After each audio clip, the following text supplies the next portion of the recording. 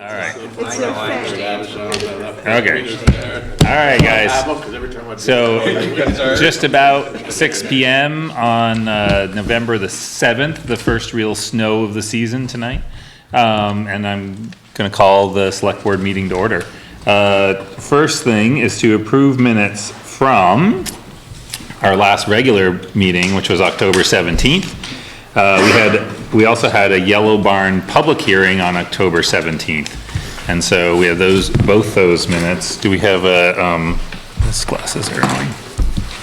I move that have a motion to approve them both? approve both sets of minutes. Great, Second? good. Did anybody have any comments, questions, amendments? All in favor of approving the minutes as written, please say aye. Aye. All right, anyone opposed? I was absent. Danny Hale was absent, so he abstains, so motion carries. Without cause. Absent without cause. All right, next is set adjust agenda. I need to add an item number 6 to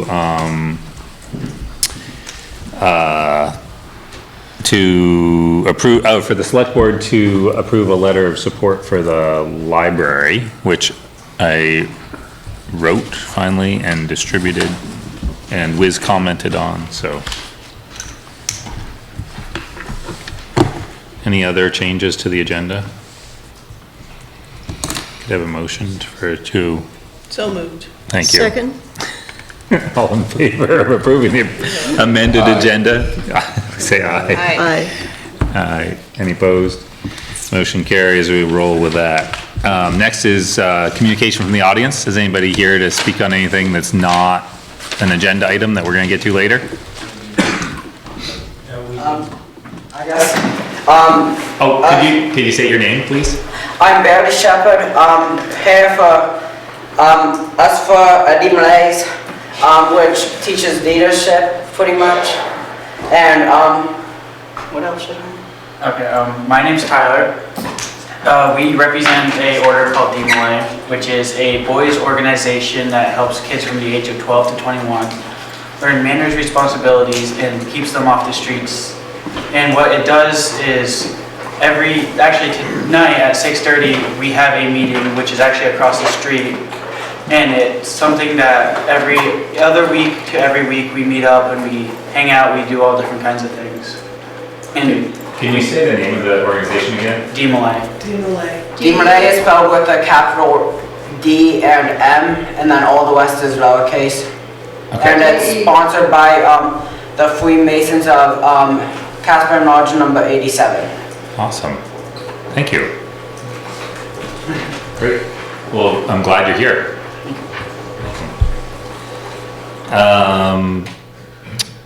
All right, next up is town manager report given by Sean Fielder.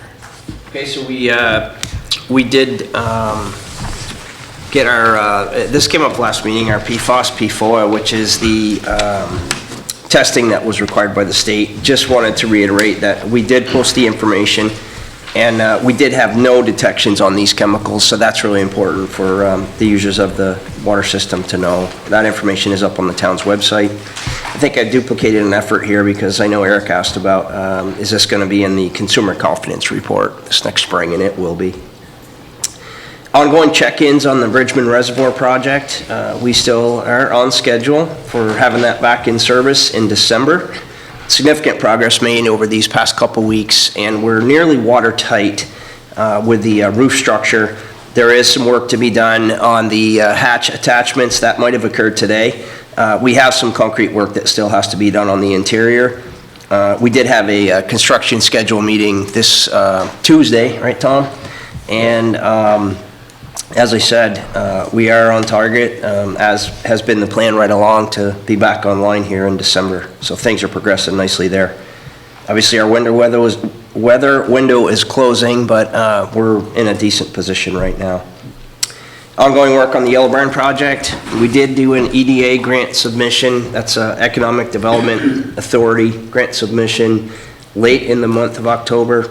This morning, a number of representatives of the planning team went before the Vermont Community Development Program Board, Eric included, myself, representatives, other representatives. We actually had our tenants also there. The tenants are, everybody knows we have Jasper Hill involved, but the other tenant that's going to be involved with the project is Cabot, so that is going to be public information moving forward. So Cabot's really behind this and wants to be a part of this project, and they have collaborated and worked with Jasper Hill for many years, so folks might be thinking there's a competitive issue there, but there's not. They actually do work collaboratively and have for years. So this went really well, is my observation. We'll get a determination from them in the end part of November, probably 4 to 6 week timeline on the EDA grant. And then the Vermont Economic Development Authority Board is making a determination mid-December about some interim financing.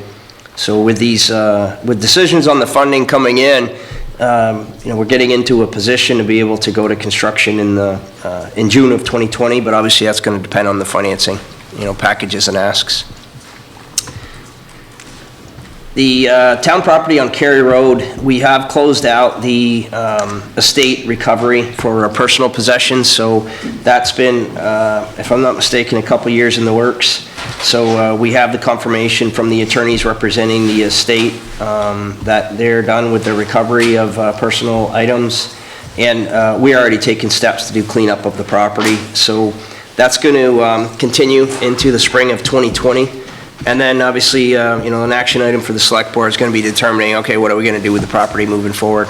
So it is in the commercial industrial zoning district, and we've got some opportunities there, if you will. We do have some additional cleanup to do, to be clear, with the garage and house that are on site. Those are boarded up for the winter season, and a little bit more cleanup to do, and we'll go from there in the spring of 2020. But most of the stuff, big stuff is gone. Yeah, we still have a tractor trailer body on site. Yeah, we didn't realize there were 150 tires that were scattered about, so those are out. So Tom and his crew did a good job on those. We did a large roll-off dumpster with some garbage as well, and yard trash. There's a bit more to do on that. We gotta just see how the weather goes this next week. And we'll probably get, as a next step, get another roll-off dumpster, so at least the larger items and the yard items are picked up, and we don't have a nuisance situation. Next week, I'm around next week. So. To look at, Yeah, I'm gonna actually be working on the rail trail, so. that one. And Well, you're good to go, Danny. I ended up going down there. I moved the trailer today, out of the way. Yeah. I moved it out towards the front, and then I kind of stuck it in off the corner back into the woods Yeah. there a little bit. So if we wanted to take down the fence and Yeah. cut right probably what straight I'm out through gonna the do. road, you should be I good. still got some material down to Atkins I have to move, and I'm gonna put it out there on a couple of spots in the rail trail, right there on that end, Yeah. where it's washing, up above where I fixed. So anyway, Yeah. I plan on being down there next week, in town next week. Yeah, because we ended up. let me know, I I'd think like it to was- run down. We're Yeah. over 14,000 pounds of tires. I wonder, Holy cow. I Those went wonder to what the Gates. mosquito population will be like in the area next summer. Go down a little, maybe. 150 It little was pretty, tubs I gone. was quite surprised when I went out there and see How much mess there actually how was. much garbage, household garbage. Wow. and stuff. The only thing we got left down there is the front side. Everything out back is all completely clean except for one small trailer that's out there, and a little bit of wood on top of it and steel. Good. That's it, You everything got the else. steel flatbed too, right, Tom? Yeah. That flatbed Don't take trailer's gotta steel go. now. Say again? I said, don't take no steel now.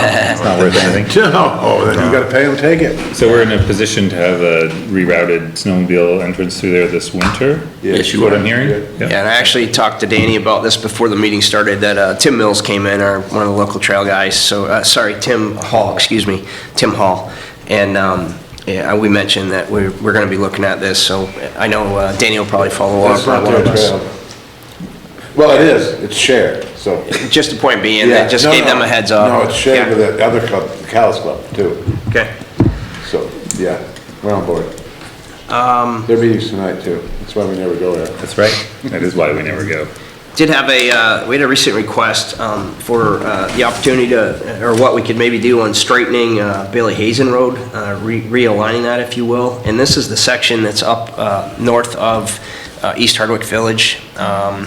And basically what you got, if you come down Bailey Hazen and you're coming onto 16, there's a hard left and then there's a really hard right to get back onto the road. And it's a really tough intersection for the people in the area.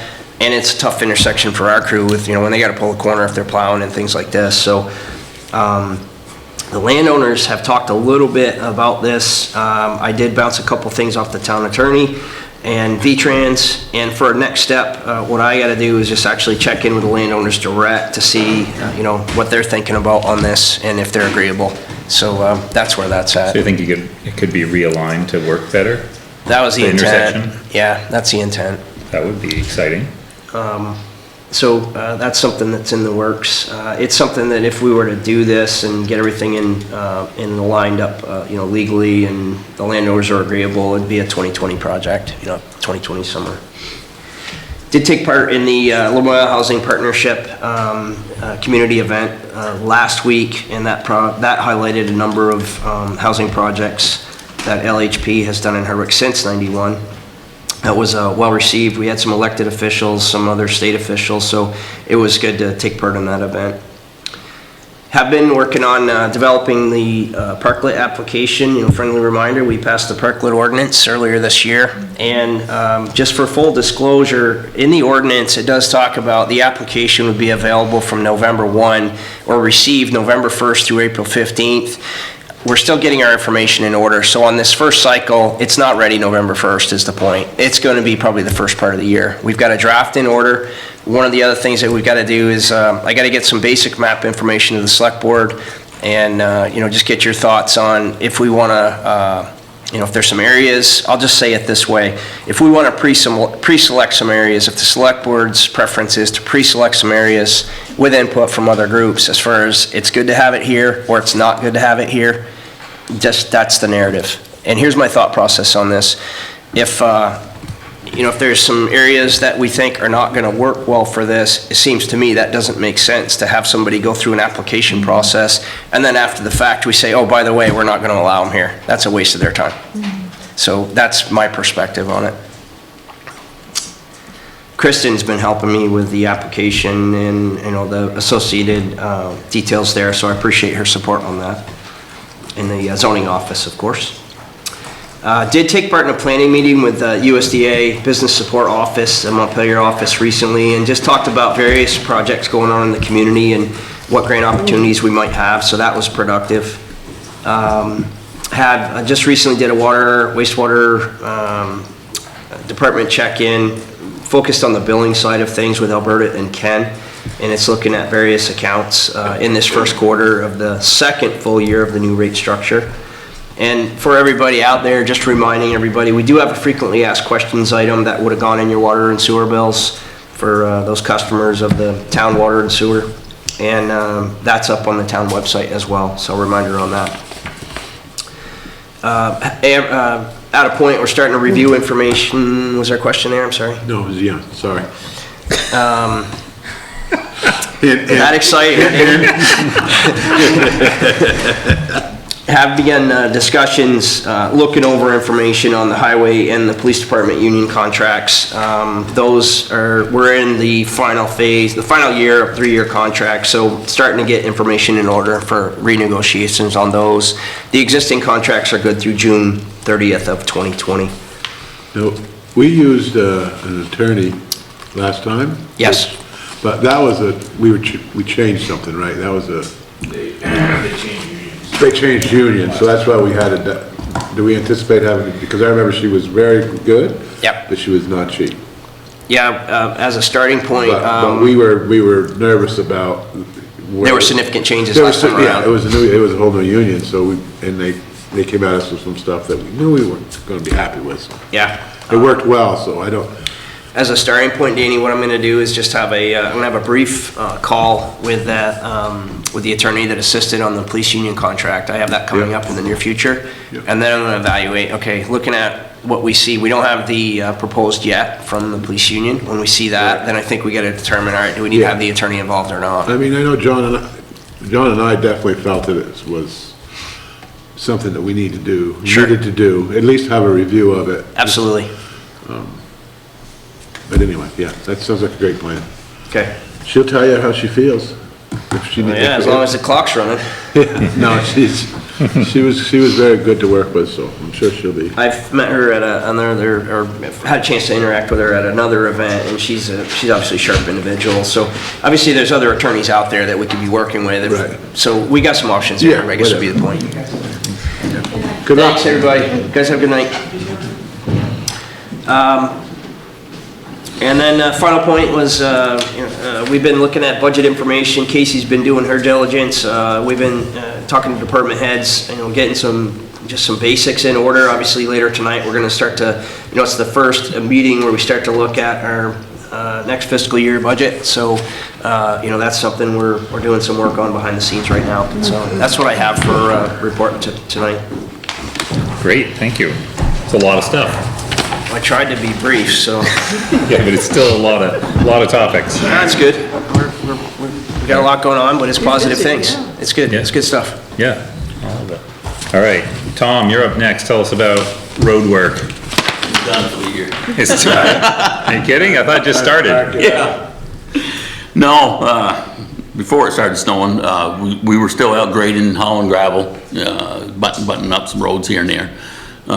Everybody loves Marsh Road now because we gravelled that from top to bottom there the other day. I think it was Tuesday, I think it was. Of course, Monday we're still dealing with a few trees, cleaning up from our little storm there, but I gotta say our roads took it really well. I am not sure, I think Kenny said we got 2 3/4 inch rain. I think that's what it was. Somewhere around there. Yeah. 12-hour period. Yeah, so our roads held up good. No washouts, no nothing whatsoever anywheres. So basically all we had to deal with was just trees down all over the place. So. I was over in Lowell, Bakersfield, Montgomery today. There's some issues over there. Yeah. That one bridge right there in Lowell on 58 got on. Actually, we lost a 120-foot snowmobile bridge, ATV bridge too. Took those 2 bridges out within an eighth of a mile of each other. Took the road bridge and then took the, North Wolcott Road's in rough shape too. Yeah. a lot of it over there. Yeah. Brook Road over there. Yeah. Yeah. So anyway, We're lucky. And had done. Good work. Had done what we could to prepare as well. Well, I mean, we've been faring out pretty good with these heavy downpours. I mean, most of our washouts now that we do have is coming out from people's dooryards. Yeah. Just running right down the middle of it and coming right out the road and washing down around the well, corner. like it or So, not, and I have complained about it all the time, is, they're oversizing culverts now, the way they should do it, because, I mean, Cape Brook Road is a perfect example. I think I've hauled Cape Brook Road back up that hill 3 times, and then finally we put the box culverts in, and bam, problem solved, so, The stone lining is helping significantly too. yeah. Coffers. So, besides that, we already talked about the patent property down here. Me and Mike went down there the first time, got all the garbage cleaned, and me, Ed, and Mike went down the second time to get all the tires all cleaned up and stuff. So like I said, that portion's all done, and basically what we got left is out front to do. And I think Sean said we got to go ahead so we can clean that up. Next good day we have, we can get another dumpster down there, we can get that all cleaned up, get that done. So the last few days, we've been working on the trucks, getting all those trucks ready. We have an issue with, I think it's, call it Spencer's truck now. His radiator's leaking on his. So that was down at Clark's, and knowing the storm was coming, I gave them a deadline of Thursday, and of course, they can't get a radiator for another week. So, and Pearlie was having issues with his truck with a sensor again, and I'll bring this up in just a few minutes. We called Charlie and Charlie boys right up, and they took him right down, and don't bring it right down. They put the computer on it, and it was the same sensor that we had replaced last year.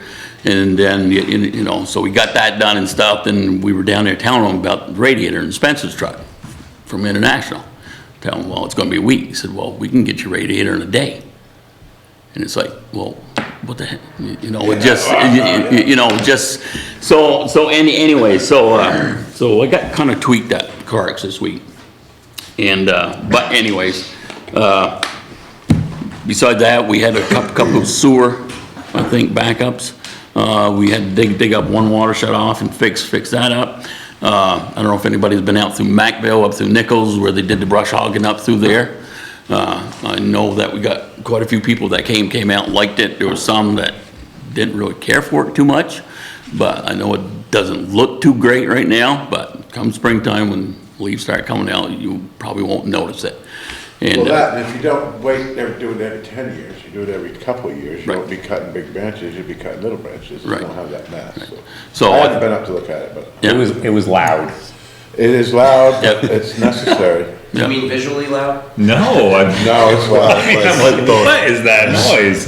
Yeah. It sounded like somebody was chipping whole trees, and then you finally Well, they see it's a were. little flail mower, like, I don't know how it could be so loud, but anyway. Yeah, I think they do a good job. Yeah. Sheep followed behind them, and if they came to somebody's property, you know, for a tree or something, they were actually cutting it with a chainsaw, making it look good. Instead of leaving the brush there, they drag it across the road and throw it over in the woods instead of leaving it on their lawns and stuff, so. The next spot that they're supposed to be doing is, Hardwick Street, going down through there. Besides that, I don't know if you guys wanna do this tonight or not, I got the prices there on the new truck there for Pearlie's for replacement on his.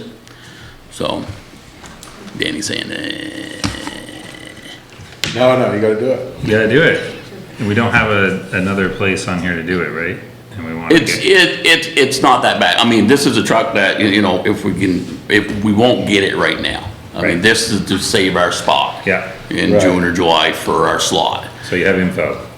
Right. What is it? So What's in the other info? words, Charlie Boys is giving us 62,000 for trade-in on Pearlie's truck, and Clark's will give us 60,000 for trade-in on it. The overall price on Clark's truck, now this is without the warranty, extended warranty, because that would add probably about another 13,000 on top of the price, okay? So Clark's was about 125, and Charlie Boys was about 124 for their Freightliner, and the Western Star was about 137. What's the, you didn't And mention the that's brand for before the trade-in. No, that's with the trade-in. After, okay. after the trade? Yeah. So It's fully equipped with. the that's fully body and equipped. everything? Basically, what the trade-in is doing, you're pretty Oh, close to that's the buying the body. body. Yeah. And plow setup. Yeah. We need to leave our doors open a little bit. Yes, we do. Yeah. That's great. You can leave it Oh, open. leave that leave open. it, yeah, Thanks. it's too hard. So Clark's, the brand at Clark's was, did you say? It's an international. International? Yeah. And Freightliner, Freightliner's Freightliner. And then we had the Western Star. Western Star, those are both So from what do we got Charlotte. now? We have a Freightliner and 2 internationals. Yeah. I mean, me and Pearlie was looking at it. I mean, I know it's a little bit Which more one we money. trading? Huh? We're trading the Freightliner. Yes. Yeah. Yeah. We know it's more money, but we were looking at the Western Star. We were very impressed with where the motor was when you opened the hood up. It was actually something you could work on. I mean, you could actually reach in there and change the fan belt compared to what we got right now. It was incredible. And where they got the fuse boxes and stuff, it's not a cluster, it's not on a wall with, 3 or 4 of them stacked on each other with a gob of wires. These were all individually set in different areas, so they weren't one big giant cluster. And that one was 127, That one was 137. 137. 137. Basically another 10,000, is that the? Yeah, well, You're 14, no, 13. 13, extra 13,000. So, in the past, I remember you've come, when we've talked about trucks and said that in this day and age, a lot of the trucks are running like the same engines, the same transmissions. You're pretty much running the same frame.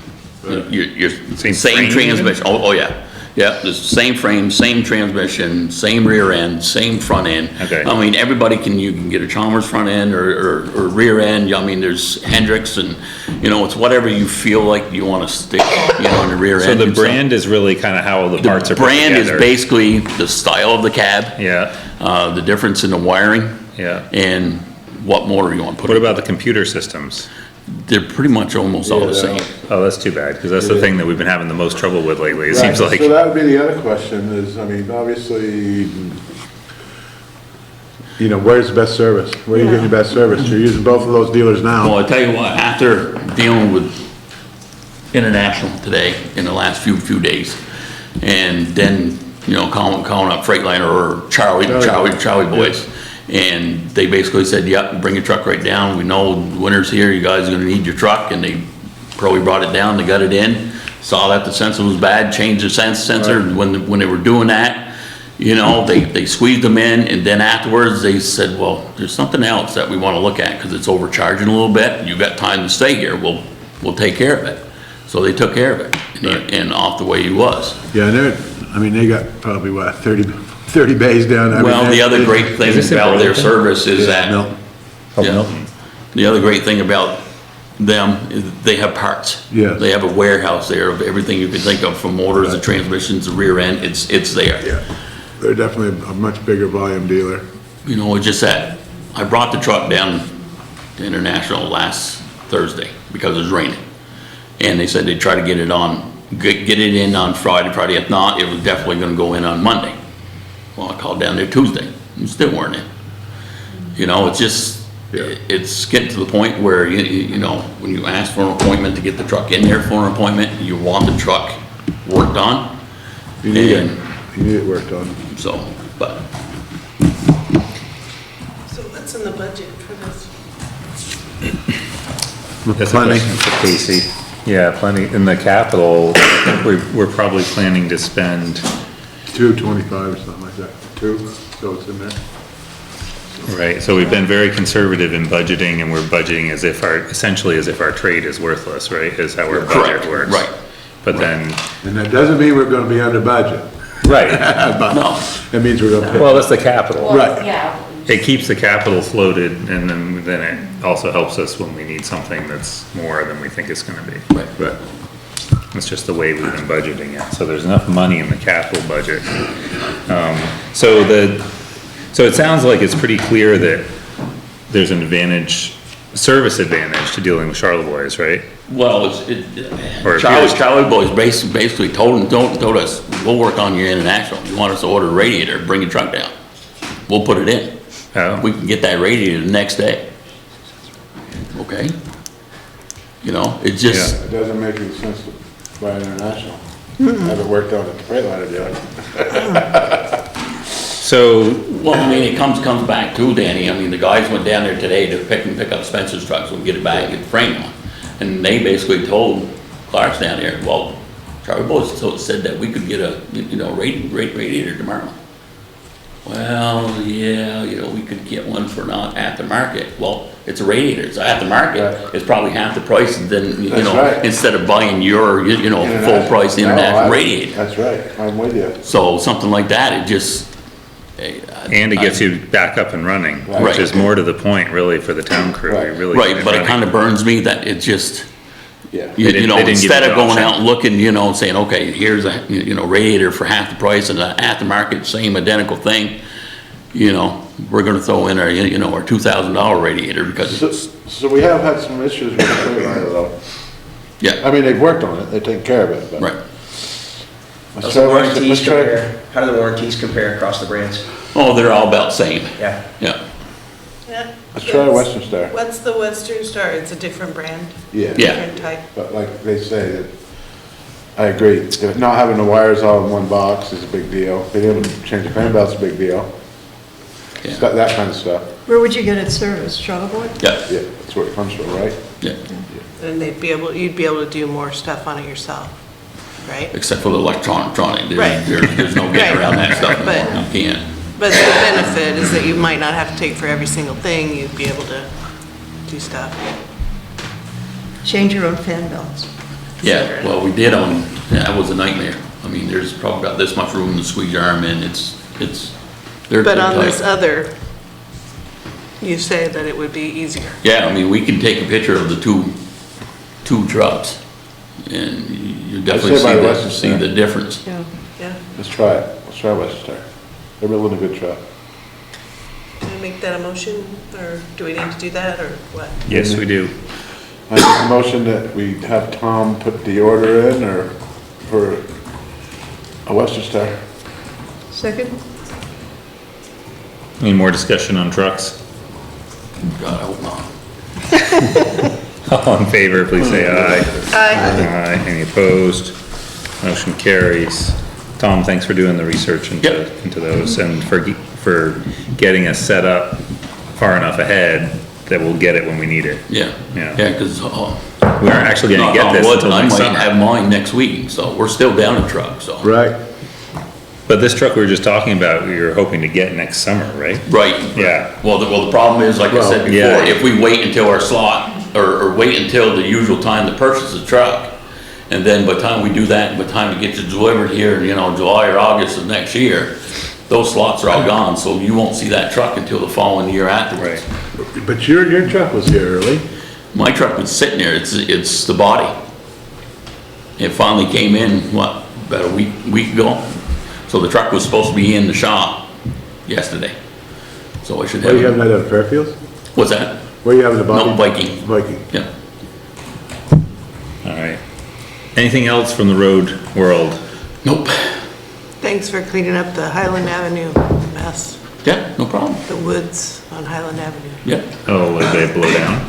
No, it was just, it No, was those just are grass and getting stuff. really high at the Yeah. bottom, down at Bread Street. All right, Going out dribbling down just a little salt. You guys? Yeah. That temperature starts dropping anymore, she's gonna start flashing over and freezing on us. all right, Aaron, tell us about, what's happening in the world of police. All right, October, we had 254 incidents that we either responded to or dealt with in some way. A couple of things that have been brought to light are some parking issues that we'll be taking a look at. Also, reminder that the parking ban takes effect on November 15th. Say that again. The winter parking ban will take effect November 15th. And that means Means that your car could get towed If what? if you park it overnight on, within that winter parking ban, yeah. Yeah, which within that is the time. downtown area? No, it's everywhere. It's everywhere. Everywhere. Yeah, yeah. It's everywhere. 6 a.m. Anywhere on the street. Midnight to 6 a.m., don't park on the street, Nope. please, because it's hard for the plows Or the parking lot. Yeah. or the parking lot. And if anybody's had to pay a towing wrecker bill, it gets expensive. Yeah. So, so that is coming up. Parking issue is Lower Cherry Street, one of those issues? No, I haven't heard of that one yet. Because That's a today, new one. well, I know they have their meals there. Yeah, I know they're pretty yeah. popular, but you can't Yeah. park the whole, headed down the hill on the Right. left-hand side, Right, all the way down, like 8 cars. yeah. Because, I mean, if there was. They're only allowed to park- If there was an emergency, and, you know. Right. If you had to go to, Barclay's house to fight a fire today, you wouldn't have got there. Yeah. Why, they park on both sides of the road, is that what No, you're saying? no, they park right in the, they just park in the road. See, I know Cherry Street, because I've looked at that one before, the Cherry Street allows parking on one side of the road, but I can't remember which side it is, but How can it, though? It's in not that enough ordinance, room. it does allow for That's parking silly. on that side of the road. I think Pretty it's, narrow, open that end, isn't it? now, I don't remember which side it is, but it does allow, there's actually no parking signs on the side you can't park on, but the other side does allow, and I agree, it's not wide enough to park any car. Lower Cherry, right from the top of the hill down in front of Steve Barclay's. Park on the left-hand side headed down the hill. Yeah. There were 6 cars there. The community dinner when they're doing it. I understand, yeah, I understand. Yeah. Still parking in the street. I understand, they're coming down to Heartbeat is what it is. Yeah, well, in I a mean, big van. I understand, I saw it, but I was trying to utilize that street today, and I couldn't. Yeah, it's tight down through there if there's cars parked there, that's for Yeah. sure. But the ordinance does allow them to park on one side of the street. It Can't sounds to me remember like which side, but. they're doing what they can do.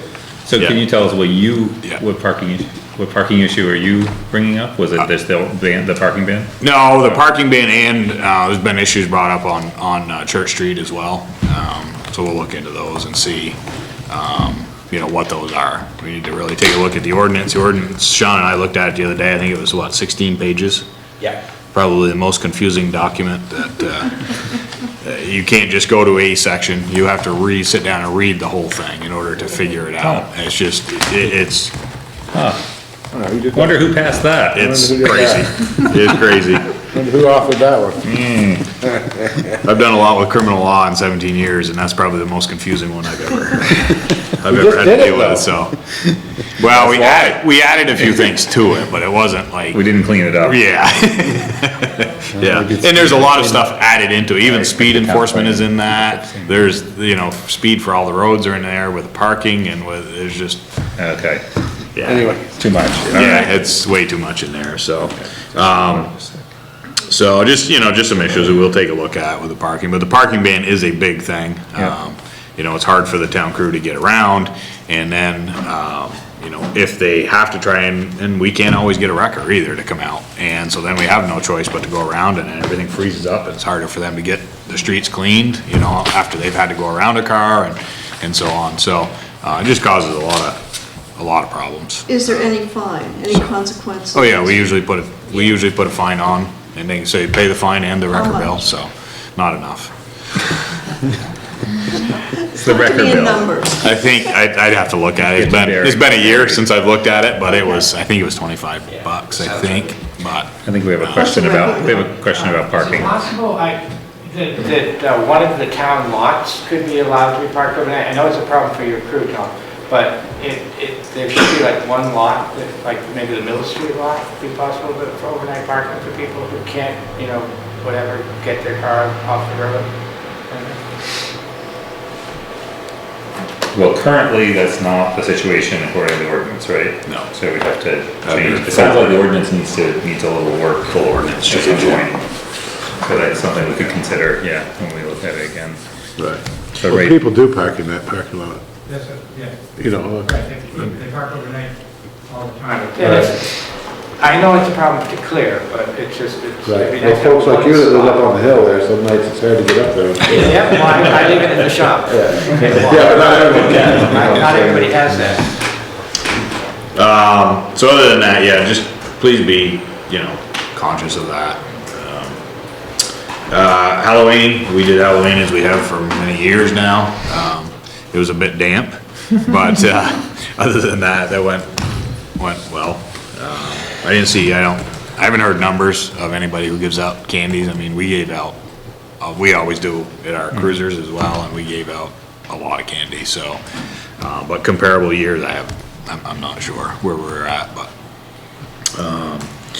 Let's see, I got word that our new cruiser should be here on or about 12/2. The on or about date I got a chuckle out of, but, winter tires, all the cruisers this week, we got our winter tires on all the cruisers this week, and just a reminder to the general public as well, winter tires are a necessity, in Vermont. It's very important to have winter tires.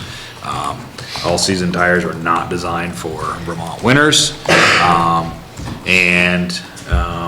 we don't see as many crashes with vehicles with winter tires as we do as crashes with vehicles with all-season radials. So, might be okay when the roads are clear, but that doesn't happen very often in Vermont weather. So, so it is important to look into, winter tires if you're traveling to work, etc.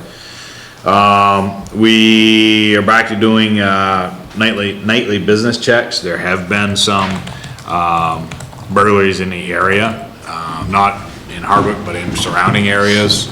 So we're just random, nothing, no schedule, nothing, just random, checks of different businesses, etc. Both Hardwick and Greensboro as well.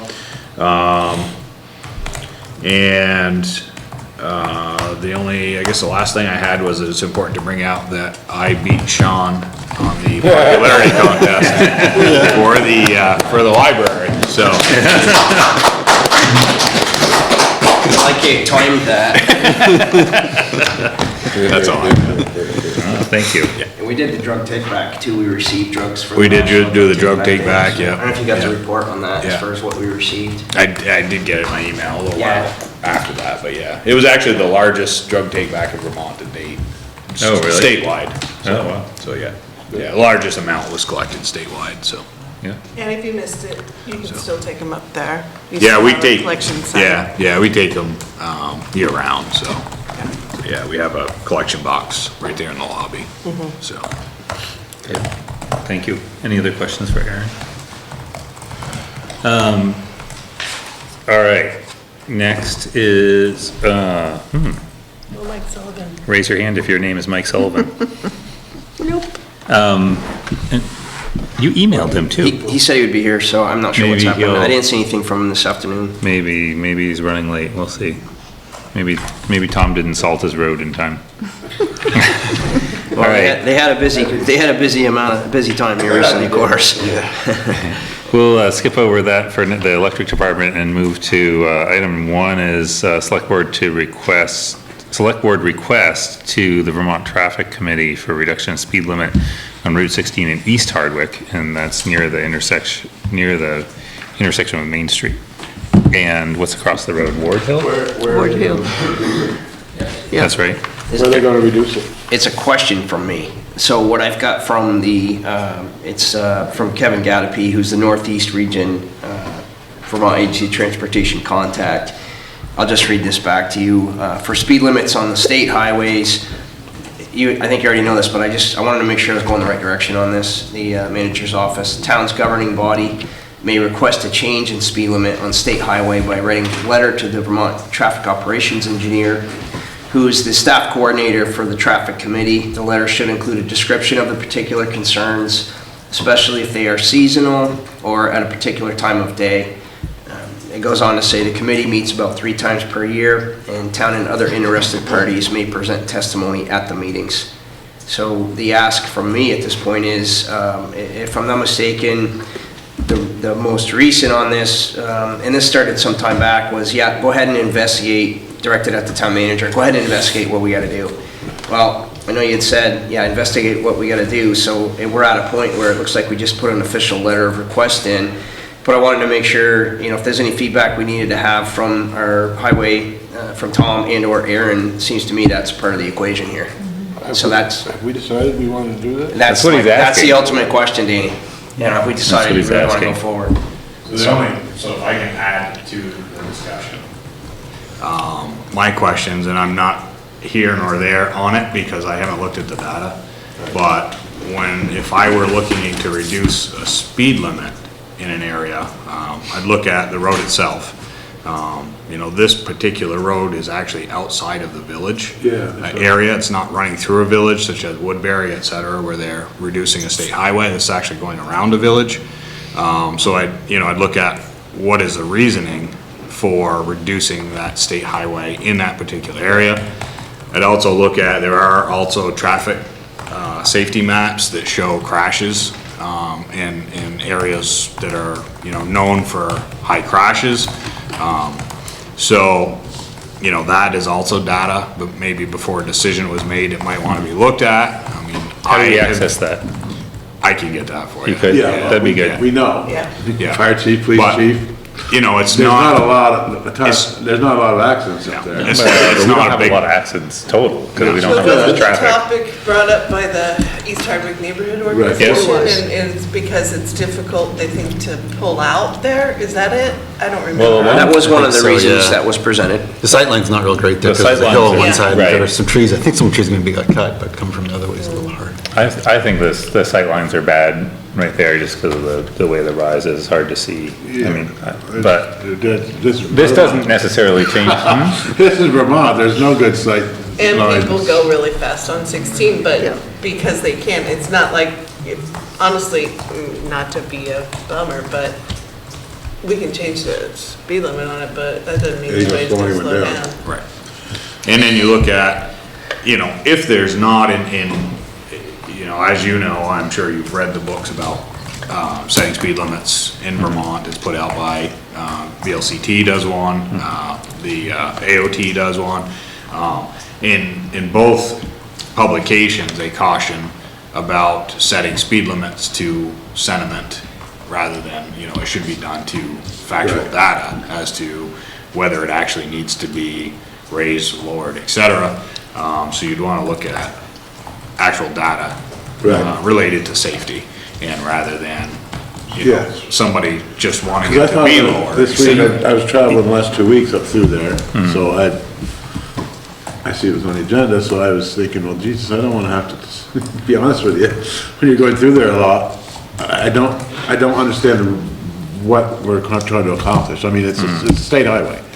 And again, if it was going through East Hardwick, or if there was, I mean, it's not, the businesses there, you can get in and out of the businesses well. Most of them, don't face that road.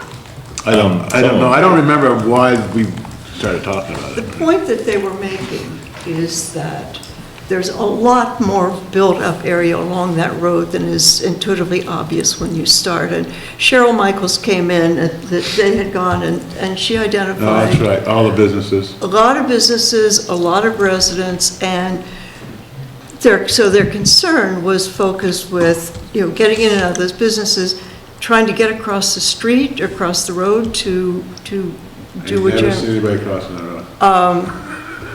Yeah, and that it's a dangerous road to try to cross, and while it is technically not within the limits of the village, it has sort of a village function. But it's the sort of thing for which there's no data. Well, no, Aaron's saying there is crash data. There's crash data. There's available, crash yeah. data, and then, but there's not, oh my God, scare me to death, Right. sort of data. So I'd like to look at the crash data. Advocate, where are they crossing the road to? The The other side of the Except for Ward Hill street. down to Main Street or whatever, I've done that quite a bit. It's an intersection. But it's, yeah, it's a four-way intersection. But if you go out walking, the only business on the other side of the street is New England Tree. Oh, for walking you're talking? Right, for crossing the Yeah. street. Yeah, Crossing the state highway, there's no reason to cross the state highway. Wouldn't be many. Your pedestrian population there, I would think, would be relatively low for crossing the highway, but like I said, I'm neither here nor there, I'm just saying there is some data that you might wanna look at, and if so, I can try to provide some data if you That'd be let me great. know what you're It'd be looking good to for, have but. Yeah, That'd be But- great if you could provide some crash data, that would be really, I think that would be helpful. I mean, personally, I'd like to be able to see better when I pull out there, but I don't know how to do Lucian that. mentioned some trees have been cut. Yeah, there are Just how about trees. that when you let them put that trailer right there? Well, there are trees on the north side of the intersection on the town side of the road.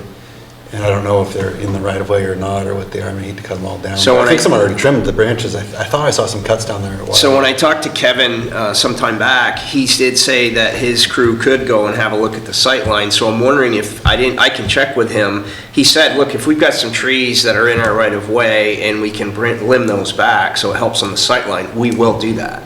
So I can check to see if that actually occurred. Yeah.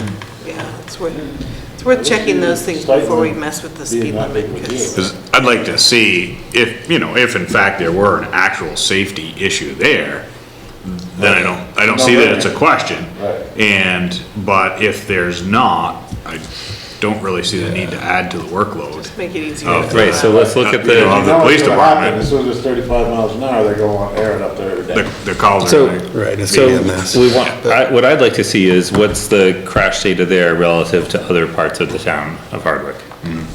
Yeah, and there's maps that are available. I know, Corporal Mitchell had been doing our governor's highway stuff. And I can check with him because I know he had access to several different, That'd be great. different things to do with crash, and they do Yeah. hot mapping, and there's some different things to So do we'll with. tell Sean to hold off. Yeah. We're getting some more data, We'll right? do some more I wasn't sure, and that helps me, information so thank gathering. you. I wasn't Yeah. sure where we were going with that. That's good. Good to bring it up. All right, moving along. Next, the Conservation Commission is requesting $300 from the select board for, well, not from the town, right? For startup costs. And the intention was to ask at town meeting, but it was omitted on the warning, it says. So, we have some We folks. discussed that. I thought we talked about We, it. we talked, I thought we Yeah. agreed to do it already at some point, didn't we? Yeah, So you just want a motion? I don't know, does anybody want to say anything? We can give you an update on what we're working on, if you're interested in that. Sure, you're here, may as well. Okay. Judy Belair's, I'm the secretary treasurer of the commission, and a couple of other members are here, Judith Ruskin and Linda Leeson. So thank you for considering the $300. We think we could, well, first of all, we raised $162 on our own at the Spring Fest. We sold elderberry plants for donations, and made $162. But it costs $100 to join the Association of Vermont Conservation Commissions. We'd like to have a little extra, and we thought we could also use some funding to pay a small fee for speakers. We do want to start bringing in some speakers, and possibly refreshments at those events, and maybe some advertising for events. And we're also thinking, since our plant sale was a success, we might want to do that again at the next Spring Fest. So a few $100s would be useful for those things. In terms of what we've been doing, we've set up 3 committees, a tree committee, a river committee, and a mapping and inventory committee. In September, there were a number of tree walks around the village area to look at the street trees and see what was there, and where we might want to put more trees. We didn't find a lot of ash trees. We thought that was an interesting thing to find, because there was concern about the emerald ash borer. A couple of our members did a river paddle down the Lamoille to see if there was an opportunity or need to have a trash pickup day, and they didn't really find much trash. That's good. Although erosion was a problem in some areas. We submitted comments to the town plan, a few comments, which the planning commission accepted, and I assume those were incorporated. They were adopted last night. Excellent. We had a discussion about a natural resources inventory with Michael Lou Smith, and he explained what was involved in that. And so one of our suggestions to the town plan was to make that a short-term goal. So we're looking at hoping to be able to do that in the next couple of years, to get a baseline on what kind of resources we have in the area. And as far as future plans, we figured over the winter we could look into some funding opportunities for projects, conservation projects, do some planning for a street tree planting in the spring, and set up some events with speakers. So happy to take any questions or comments. And thank you. Thanks. Thank you for coming in.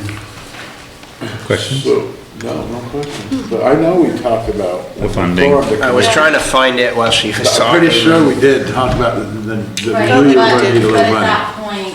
We did do had- it. It was prior to town meeting. Okay. And then I had to go to town meeting to actually create the Conservation Commission. I agree, it was discussed, but. it So we'll have should've- to just put that in the It was just budget left out on for the next warning, year. like to create it and give them $300. That was So can why. we give them $300 now? Make Yep. a motion to, I got a comment first. Sounds like they do an awful lot. Why don't we do this like town meeting and these appropriation things right off from $500?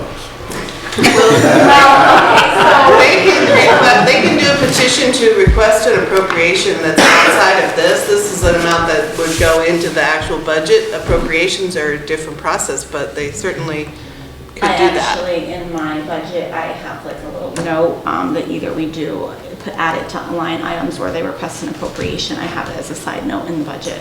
So- But they're looking Or to get both. something between now and Right. town meeting, right? That's Right, the- but for right now, you can Yeah, discuss it with because this. at town meeting, you could do the petition to request an appropriation, and then you can. Well, Wait, they're a then the- town, Then the town can decide to do yeah, more. it should be a line item. they're a town entity, right? So Yep. it'd be different. So Right. they should just be in our budget, probably. Yeah, they could just be in our budget. Right. Yep. We could just, so that, well, honestly, when we're starting on budgets, I think we could consider this hearing from the planning commission right now and not drag you back when all the other departments come and present their case for their budget. I mean, it sounds like, And then we'll do 500 in the budget. there we go, and then we'll do 500 in the budget for next You time. meant Conservation Commission, Eric, right? Yeah. Yeah, did I say, what did I say? Said Planning. commission. Oh, really? So do you want a motion to give them There's a the row of 300 now now, and, yeah, so toward to, their projects Correct. immediately, and then we can. yes. revisit it. in the current budget, and then we'll try to I know remember when we're doing we talked budgets. about them needing some money to join. You have a note. things and do things. Yeah. It's a line item. Okay. Yeah. So Sherry's making a motion to allocate $300 from the current budget, right? To the Right. plant, to the To the Conservation Commission. Second? All in favor, please say aye. Aye. Any opposed? Motion carries. Thank you for coming. So, yeah, we always do things, technically, you're supposed to do the motion in the second and then have the discussion, but we always have our discussion first and then, That's how all organizations work. all right, there we are. But thank you very much. Thank you. Appreciate it. All right, next. Item number 3 is discussion of an AT&T request for access to Buffalo Mountain Trail for a new cell tower. And I know Janila's here. So I know that you're bringing maps, so you've sent I'm us. bringing maps. Good. So And I then- have 2 maps to show you. There was a question about how the cell tower would improve coverage in Hardwick. So the first map that I have is the before map. Yeah. And this shows what we have currently. The green shows full bars and the orange shows partial bars that was implemented by the, I wonder do you have copies of those? I can print it up on the screen if I can hook my laptop in. Yeah, you could. I'm just wondering about getting on the TV so that people can see. Sure. You just wanna- We can edit out Does later. that work better? Do you have Oh, a really? phone tag or anything? I have access I You do? don't. I put it on. Right, to this laptop though. Do you want me to email it? Right now? Yeah, can you just email it to me, Okay. sure, and I can pull it up. Or actually, I had emailed it. You have it? Is it the same one you emailed before? It is, Okay. yeah. So if you have it, You if can it's pull it easy up. for you to pull up, then I can point to Yeah, I it. think I can. There's a lot of white out here. Yeah. The one for the lower strength signal showed more coverage, of course, right? So that's what this is after. Right. So you can see that more green is what our goal is. I'll be interested to see it, because we're working off FirstNet program Right. at this point in time. Right. And coverage, we have seen a huge degradation in the coverage, especially in the village. Okay. Coverage has gone way down in the village. We're 1 to 2 bars now in the village. That is probably a capacity issue because the current towers are being overwhelmed, like the one on Bridgman Hill. Okay. That would be remedied by this tower. And you'll be able to see that on the green on this, this map. And I'll show you these maps so that you can see what I'm talking about. So Janila, while we're getting the maps up, Yeah. can you introduce yourself formally when Yes, it's time for? yes, I'm Janelle Smith and I represent AT&T. So this is before and this is after. Janelle, are you going after the email attachment from this afternoon at 1:54 or a previous version? Previous, the one today was the zoning drawings. Yep. Yeah, so it was. Because I know that Beginning of the week. with the FirstNet program, which is what the police department went with our phone system, because geographically, it's so difficult with traditional radios. It is, yeah. And so we were sold on the fact that our coverage was going to become so much better Yeah. under the FirstNet program, and that we'd have priority access. And none of that has happened in 2 years, so Which is we're why kind we're- of skeptical. Yeah. So this is one of the FirstNet initiative towers. So it will have FirstNet equipment on it and it will improve the coverage. And yeah, it's a slow roll, it is. Yeah. It takes time to put these out there to improve the coverage and we're Yeah. working diligently. Hey, you know, and for emergency services, what we were seeing was because it's a regular radius, just geographically, Right. there are so many areas that we can't hit because of the bandwidth. It's a narrow band now. I mean, there were so many changes by the FCC. Right. The fire department actually has better coverage than we do. And so, you know, our hope was, without spending hundreds of thousands of dollars to improve radio communications and put in new towers for all that, which wasn't gonna happen. You know, our hope was that maybe we could move to cell communication Yep. and improve that, so. Yeah, so this is, so we're working with you, so this is part of that program, it is, yes. So FirstNet is funded, for anybody who doesn't know, FirstNet is funded in part by AT&T dollars, in part by federal dollars under a federal mandate passed through Congress, in part through the state. So the state of Vermont has adopted a FirstNet initiative, which allows towers to be built in rural areas that traditionally did not have coverage, because there isn't a huge motivation for the commercial component, but because AT&T won the bid for the FirstNet project nationwide, AT&T is building about 40 towers in Vermont now to improve health and safety in underserved areas, including this tower proposed in Hardwick. Yeah, so it would fill those gaps that you're talking about. Yeah, okay. Yeah. So I was wondering about capacity. If they're over capacity, shouldn't the FirstNet people have priority and then suddenly have Absolutely. coverage? That's what we were supposed to have. But that's what I'm saying, is it's not happening, but you're blaming it on capacity, but if that should affect us citizens, but as a, Well, maybe you it shouldn't be Yeah. having. You only get priorities when you call. Well, also, true, but another issue is the terrain is difficult to cover well.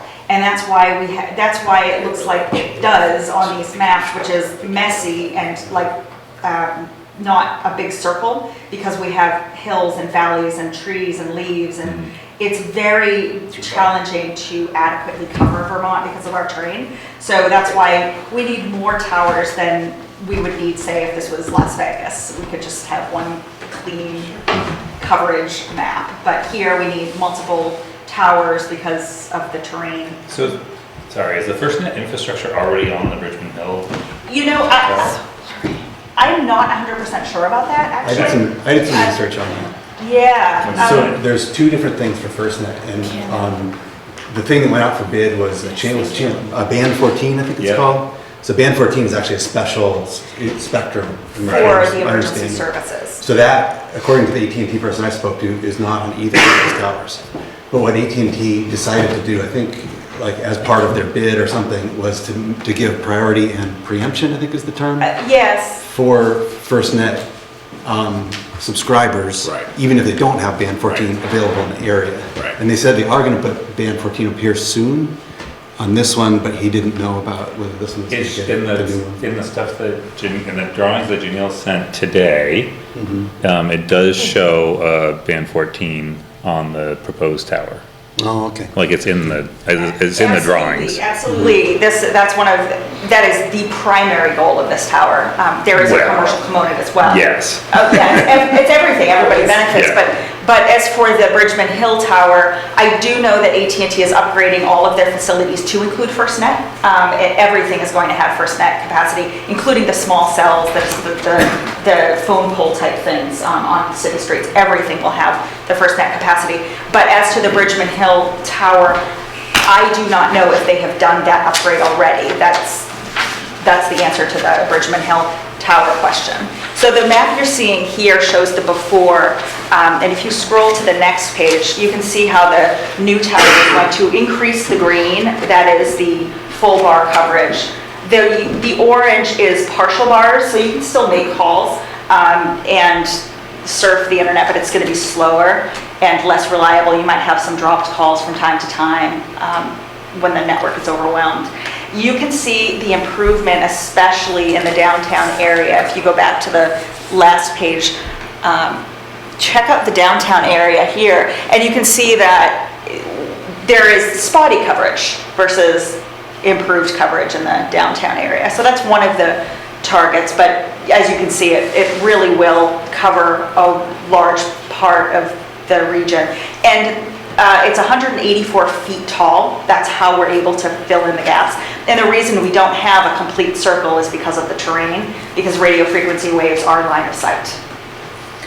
And then the next two maps in the same document show the lower strength signal, correct? Yeah, these are lower strengths. So this is a current existing, I think, Yeah, that's existing, and then that's. And then proposed. and proposed. So is this, so when you have AT&T coverage, and AT&T goes on top of the tower. and That is if you- right. If you do band 14, that's another transceiver? on the tower? It'll be or- part of the AT&T, it'll be part of the AT&T antennas. In the new diagram that she sent today, it showed it being all on that same level, like they're together. Because AT&T has the frequencies for that, emergency coverage. But at least the way it was depicted wasn't like the traditional ones on the band 14. It looked like they were all the same. That was the way it's depicted. Right, and in addition to the FirstNet, there are going to be co-location opportunities on this tower for other emergency services that aren't FirstNet or for other commercial carriers. So there will be those co-location opportunities, which is another benefit of having a taller tower. So you'd have co-location for like radio communications potentially? Or Sure, radio is possible. The other carriers such as Verizon or Sprint or VTEL, it's possible. Okay, so you said there were 4 possible, I think you said there's 4 carriers, or 4, I don't recall. So the towers are designed to support 4 carriers, including AT&T with the FirstNet capacity. It is possible that more could go on this tower, but we know structurally that it can support 4 carriers. Oh, okay. Yeah. And so in one of the bays is AT&T and FirstNet, or is it AT&T, FirstNet, and 2 other carriers? 3 others. It'd be It would be, 3 others. yeah, so it's actually top of tower, so if you think about it, from top of tower, AT&T, FirstNet, and then 2nd, 3rd, 4th. So it would be down. There's a few feet separation required between each one of the carriers for interference reasons. Yeah. I know I asked you this by email today, but could you talk a little bit about your site selection process that brought you to this particular site? Yes, so radio frequency puts out a map with a circle on it and coordinates in the center of the map that says this is our. I know of radio frequency as a small radio, small first letter. I don't know anything about capital radio, capital frequency. Okay. Is that a company? Is that a service? It is what you're thinking. It is the small RF, which is, it is the radio, so radio frequency is indicating where we lack coverage and where we need coverage for these antennas. So it is. So you're tracking the radio frequency in various places? Yes, and coverage is probably a better way to say Okay. it, to not confuse the issue. So we have a target search ring center and identify properties about a mile around that search ring center that would give us the elevation needed to cover the target area. So in this case, the target area is? It's downtown and south of downtown where we currently have no coverage, Okay. Or limited coverage, spotty coverage, with the idea that a lot of people are going to be impacted because that's a high density area. Okay. So I look at, we as a team, but I, boots on the ground, will look at all these properties, talk to landlords, determine if access is feasible, if it looks like we could get utilities there, if the elevation looks good. And then I will send these options to the radio frequency engineer, who then analyzes the data, the locations, based on the elevation and the terrain, the topography. And then we'll rank these different locations, primary, secondary, third, or accepted, rejected. And then I will go and talk to the landlord about do they want to do a deal. And we then get a group out there, engineer, architect, construction team, and we review the access, and we look at the utilities, and we look at the environmental. We did a survey, we ordered the title report, we did a wetland survey, and crossed all of the T's and dotted the I's to make sure that this will actually be a constructible build. Not only does it achieve the radio frequency goal, the coverage goal, but it also could feasibly be built. So we determined that this property will achieve coverage and can be built.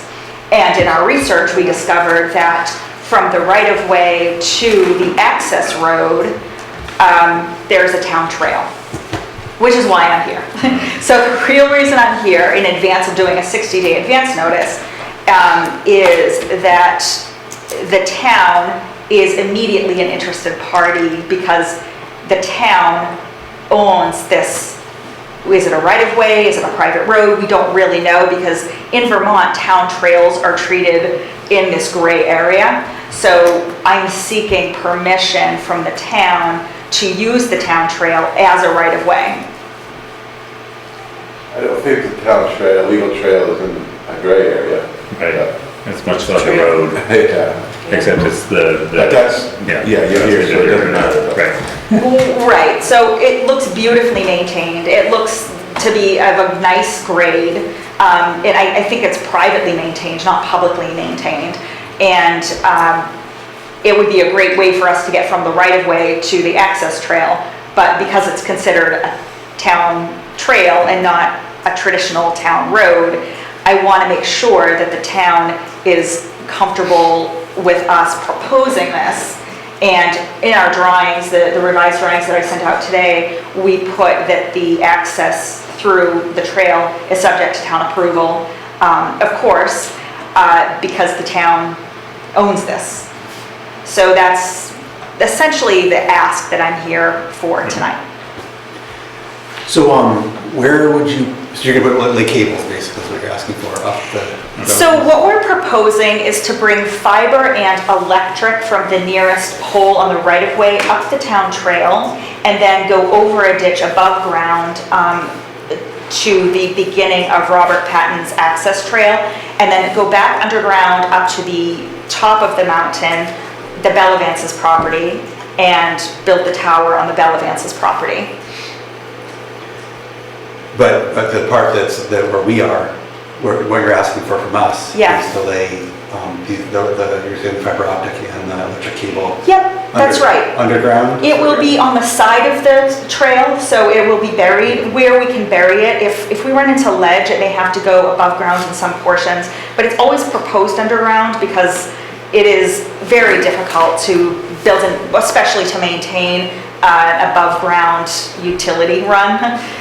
It's not preferred. So we will propose it goes underground. We believe it can go underground in this case, so we're proposing it to go underground, except for that ditch area. So that's the proposal. And with the other interested parties that you're dealing with, the landowners. The patents and the Bellavances, yes. You're working on deals with them that involve some appropriate compensation. Exactly, yeah. So for the patents, what we're proposing is they don't currently have electricity on their sugar house.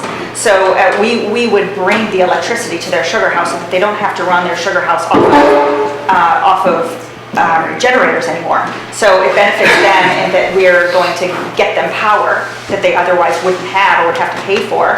And then we're going to pay the Bellavances a lease rate, a monthly lease rate, to put the tower up there for a 5-year period with 5 options. So it's essentially a 30-year lease if AT&T chooses to keep it up there for 30 years, which they very well may, if the past is any indicator.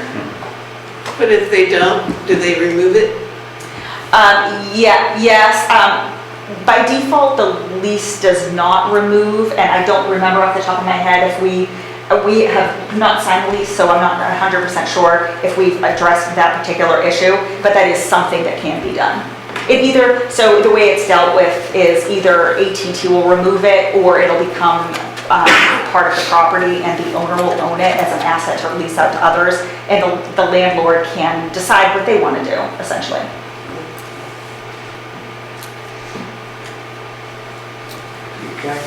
Question.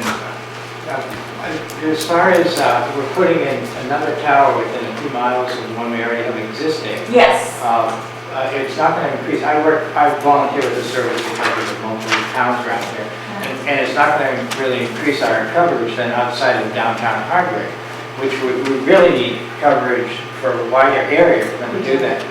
And this, I don't see how this tower is gonna do that for one. For I know you, it's gonna do yeah. a little bit, It's- but it's only gonna do a little bit. I know, it's so hard We're gonna cover to, when we're out on the road. I know. And like Aaron is talking about, this guy is. well, we have funding for 40 towers, I would love to have more funding Yeah, for then I'm gonna 400. put them around here. Yeah, That's the yeah. problem. They're only, I know you guys are going for a numbers issue as far as customers, that's what this whole, that's why it's focusing on downtown, but we already have a downtown coverage.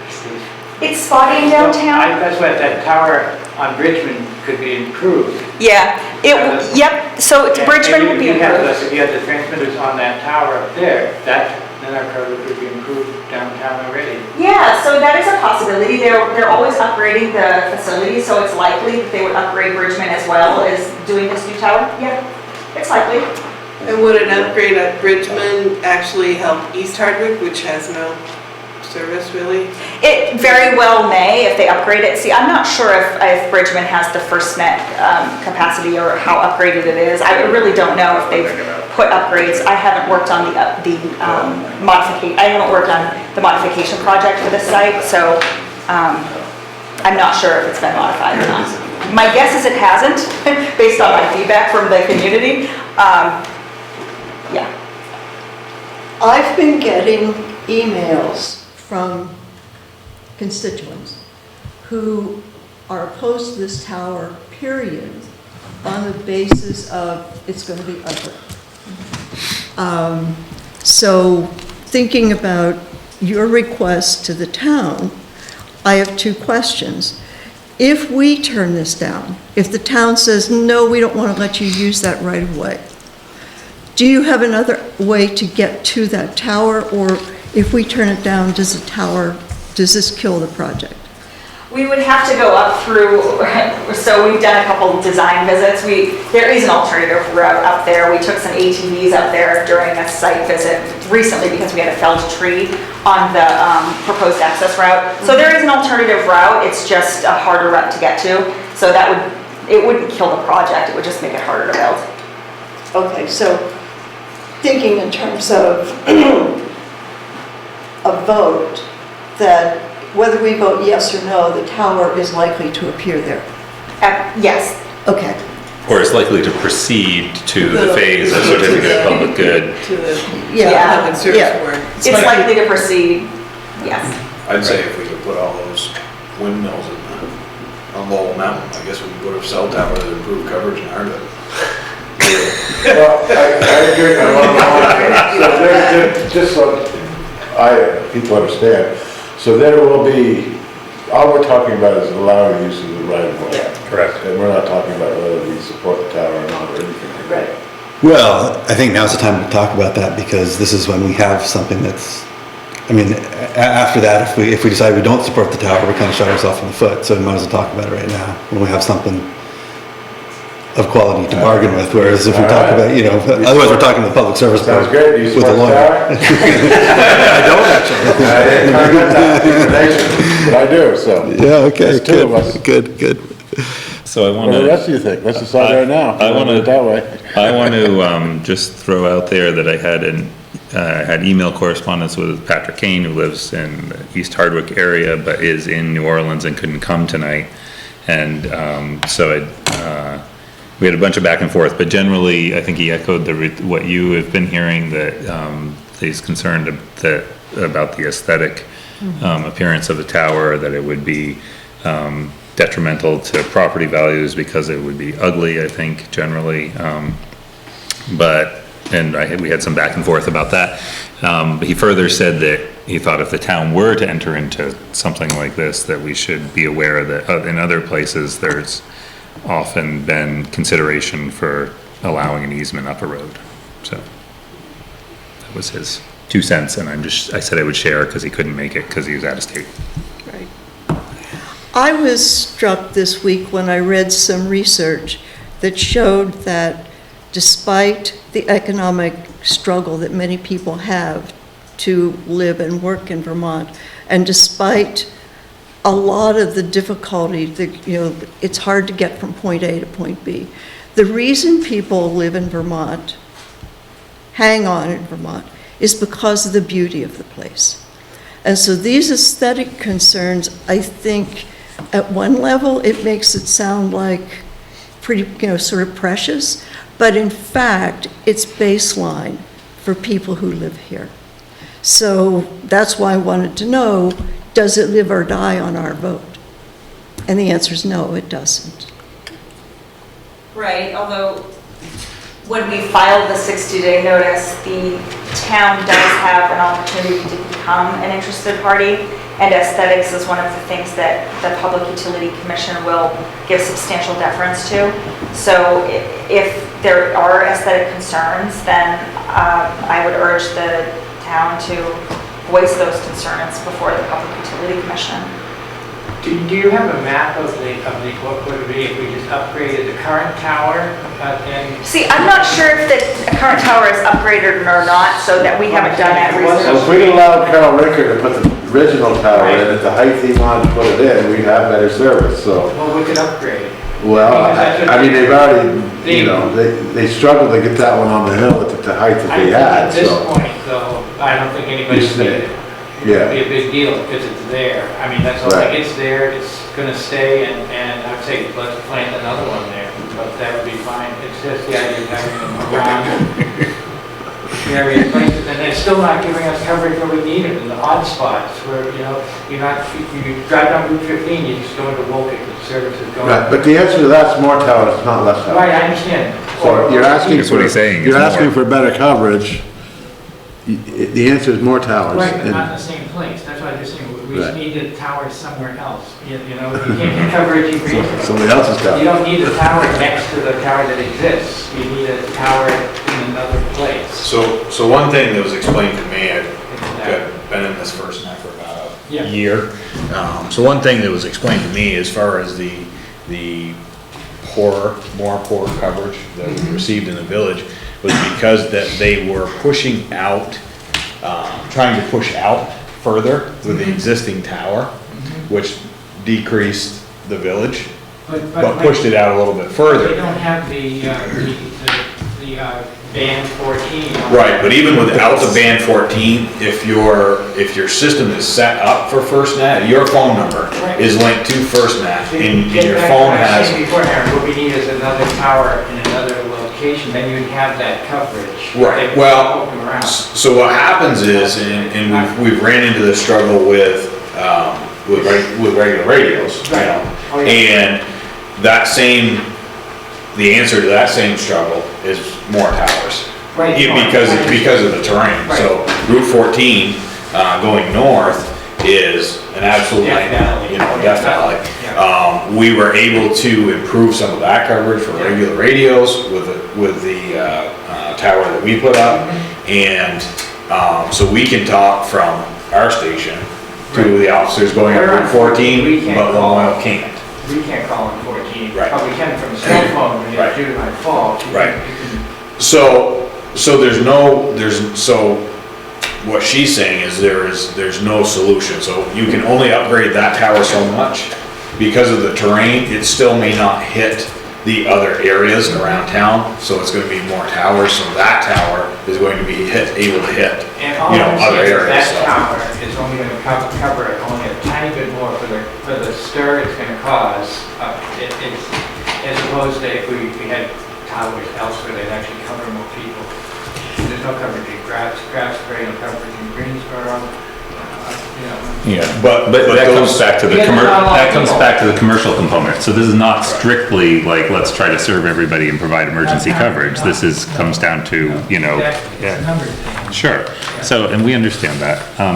I think, I just want to note that we have an executive session to discuss this and any conditions the town might want to place on it at the end of this meeting. So I'd kind of like to draw this discussion in right now unless somebody has something new to add in this phase.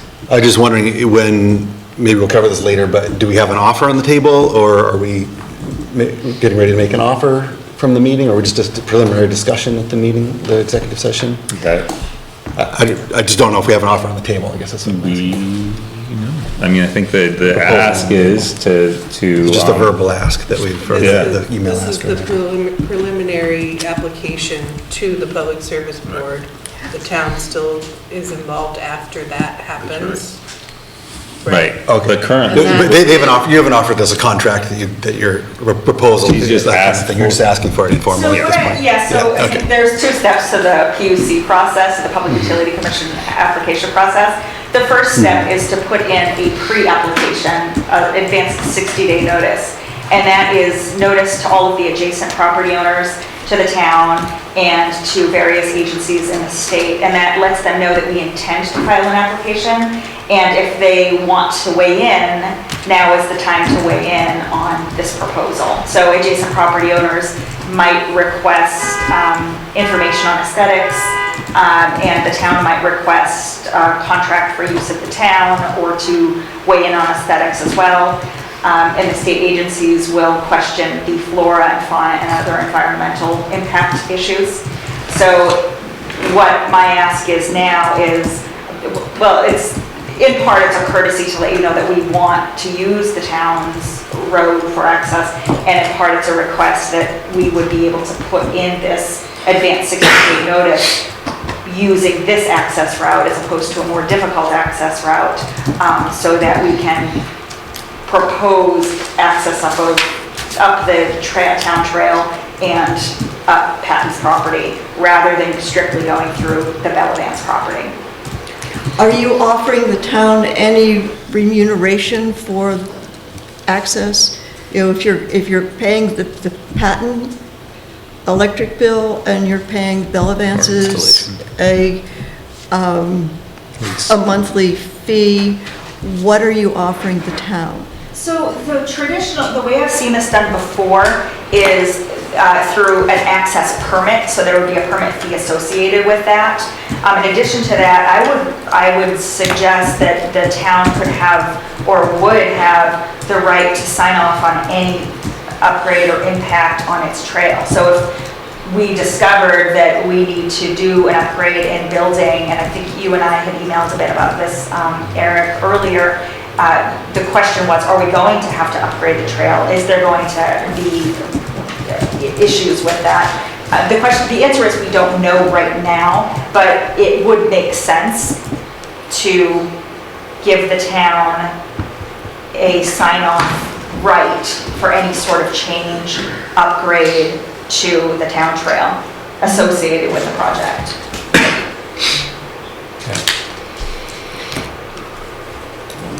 Thank you. All right. Anything else new for this current part of this discussion? All right. Thank you for coming. Thank you, everyone. Thank you. And you'll hear from Sean afterwards. Okay, great. Thanks, guys. Thanks. So we're gonna decide Stay tonight? warm. If we support the use of the Buffalo Mountain is what we're deciding tonight. We're gonna have an executive session to discuss it, and what we're discussing is, the use of Buffalo Mountain Trail and laying, utilities. Right. So after that, there's the second thing that happens, because she's gonna apply for a certificate of Right, public good, right, right. and then you can weigh in again. So I understand. Yeah. And that's when permitting and all that, Aesthetic. planning commission Aesthetics, gets involved and yeah. all the aesthetic stuff. All that stuff. Yeah. All right. All right, thanks, everybody. Oh geez, budgets. But all this is I tonight cleaned what the we're house doing out. is, now that the auditors have come, Yep. I'm showing you like kind of how we ended the fiscal awesome. year 19. That's what we're doing tonight. Okay, That's good. right. Let's wrap up. Yeah. Oh, and after you send, Yeah. and after you send us by email. Yeah. Yes, Oh, I see. Okay. You're- I was thinking, oh boy, here we go, budget discussions. Next meeting, there'll be a Yeah. Okay, big slot for good. that, whereas we're gonna cover a lot. Thanks for coming in. Thanks, Good everyone. night. We're gonna cover several areas next meeting, but this time, we're gonna look at where we ended things for fiscal year 19. So in I can't see. Oh, actually, tax she has it. revenues, slightly more than we expected, with the bulk of that being because of delinquents from 17 to 18 that are showing up in the current taxes, about 80-something thousand we collected. So that was the biggest piece of that. That's good. Yeah, that's Our current use was a little bit more than we expected. So slightly. So they didn't- So on the tax thing, is that like payment plans that have come? Correct, and closed tax out? sales, like stuff we collected from the year, from 17 to 18, yes. And the state didn't try to short us on current use this year. That's an improvement. No, Shake so that was good, and pilot was a little bit down, but I think the current use offset that, so we were. Or that was the year they tried to short us, maybe. I think it was the year before, 18, not I think so, 19, okay. so, yep. Office revenues, slightly less than expected. I mean, some of these, as you can see, dog licenses were, $750 because we had a lot of dogs that didn't get licensed. Zoning permits, I mean, that's all really in what is happening. So these are our best guesses, so there's that. Highway revenues were a little bit more than expected because of a couple grants there that we got. For some, we had the Duckville project and some grant and aid revenue. PD was, let's see, the contract, the only reason that shows less is because we had a different rate negotiated if we had a cops officer, for the cops grant. Oh, yeah. Well, we didn't get that until the fourth quarter because we So didn't it's have it. prorated. Right, Yep. exactly. So it wasn't, we were billing them at the lower rate without the cops officer because we didn't hire him until March. So that's why. And again, same idea with the cops grant, like it shows way under budget, but that's because we only had him for a quarter of the year. So that's what makes sense. Some grant revenue, we had a VLCT grant, the Green Update grant. So grant revenue for PD was 82%, is that right? Yes, 82, yep. That's Okay. mostly, Oh, let me go back there, it's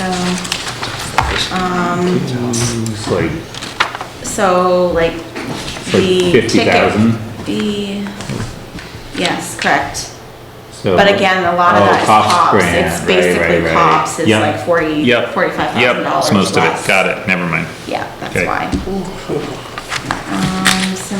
All right, then other revenues, so the water and sewer transfers, Yep. interest on investments, fireworks, which we then spent out, miscellaneous revenue, a few different things, like the money we collected for the little parcel on Central Street, couple $1,000s, things like that. right, So, yeah. so total revenue was 101.3%, so it's just over. Just about right. over what we expected by a percent. Then we get into expenses. Office expenses were just over, they're about 3% over. So office is the town manager's office, right? And town clerks. Oh, it's both? Okay. And equipment and advertising and all, Oh, yeah. conferences, dues, Yeah. education, town report, it's all that stuff, So it's yeah. all town office? Yeah, so I mean. Both. Website. The manager and the clerk, yep. Yeah, Okay. everything Yep. to do with that. So, obviously we know the things, the factors, we had staff changes and, having to fill those positions, the costs associated with that, et cetera, is really Yep. the driving factors there. So there's that. Other payroll, we're around 80%, so we're fine with that. It wasn't, we had a couple extra elections, primaries, voting functions this year, that was over quite a bit. What else? There's that. Building expenses were pretty well on target, about 90%. I mean, the fuel oil was over because of the winter in most categories, but because of other, the maintenance and such being down, we ended about 90% of what we expected. What did we do with the townhouse? That was the winterization cost. It was gonna be cheaper than heating it for the winter. No, that's fine. Yeah, so that's what we That's- tried to It was do. the The glycol glycol. stuff, right? Yeah, and he did a bunch of other work there at the same time, didn't he? Or is this just the glycol? That, This thing, Glycol, okay. I think this time. yeah. Which that'll be, obviously, that's an investment last year, but it's gonna help us this Right. year on No, this. no, So no, we gain that back this year on the winterization. Public safety, 80%, no, nothing big there. Police department overall, scroll down here, was 89.5% of what was expected. The biggest things, well, so, I mean, again. Because we didn't have that officer, right? Right, we've been sort of down an officer, we saved in health insurance, there's been, you know, there's some. Ultimately, under budget. Yes. Wow. Yep, so we're about 90% of what is expected. No matter how we got there. Let's see, fire department. No, Tom, fire department. You wanna tell him? Fire department. He made up for your 10%, don't worry. I loaned money to Tommy. Yes, in a sense, yes, you did. Fire department came in at 80% of their budget, so everything's good there. Highway, the first section's really all that materials, salt, sand, stone. As you can see, salt was our biggest driving driver. factor with being about 30,000 over budget, but it is what it is. We need to take care of our roads, so that particular category was over. You gotta remember too, we were $15,000 to $20,000 over budget before the year even started, because they jumped at what, 12 bucks a ton? Right. Yeah, so salt price and quantity was a huge factor, It so. never stopped last year. Yeah. Yeah, it's really salt and sand are the driving factors there, so. Some truck repairs too. When we get down to the next section, you'll see that. So the next section covers, you know, salaries, benefits, and all the vehicle repairs. Right, and they're all broken down by vehicle. Basically, equipment repair and expense, we shoot for 70,000 between the two. When you see it on here, we do break it out by truck. And shoot for all of them together, did not exceed that. As you can see, Tom's truck was about $28,000 we put into it in fiscal year 19. That's gonna be going bye-bye, but we had to do what we had to do.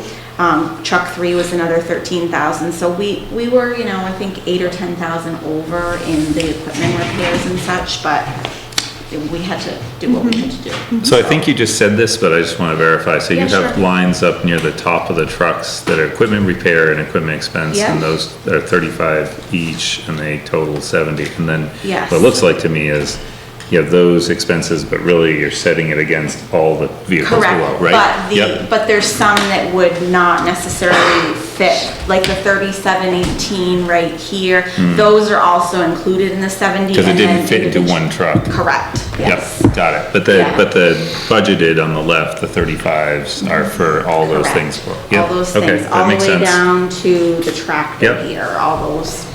And we really just do that for tracking purposes so Yep. that we can be like, okay, we spent $28,000 on this particular truck for repairs. Yep, it's good to know. And then Why do we have to pay Brent off? What's that? What did we pay Brent off for? Where you did. What are we talking about? His garage, Brent, it says. Oh, that needs, I've since updated that because that's how the That's truck his was, truck. that was named in the system. I've changed it to the F-550, so There you go. you'll see it on the next one, yeah. Right. Diesel fuel, was another large expense, that was about 15,000 over because we needed to use the trucks. Same thing, fuel oil, there was a conversion to the propane system kind of after this budget was made. Correct. And we didn't really know what it was gonna take, and of course it didn't get hooked We up did until sort of know. January. What's that? We did sort of know. We just chose to turn a blind eye. Okay, so that category overall, 107%. Rescue. That's you, Tom. That's you, 107%. 108 and 107, yeah. Rescue squad was slightly less than we planned, like just, I don't know, a couple $100 or something. Appropriations, 100%. County taxes, right where we thought. Line items, we're at 100.41, so basically exactly where we expected. Unbudgeted. Recreation used 90, just on about 92% of their budget. So why is, what's up with the $5,900 with maintenance? Wetlands permit, the benches and swings and drills, all the stuff they did at Macville, porta potty, like, yeah, it's all that stuff. So they chose to spend less on coordinator salary and youth programs and put it into But that didn't you have a Macville. grant for that? That's for the playground. The playground, and the installation are about 20,000. And yes, they do have money in capital and a matching grant of 9,000. The playground is here in Hardwick. It is? But they just got the wetlands permit. What did- It's so- in the waiting period, or Yeah, the but comment why period. the whole purpose, when we talked about this earlier, was not to get a wetlands permit, because they weren't gonna do anything but update the equipment. So what do they need a wetlands permit for?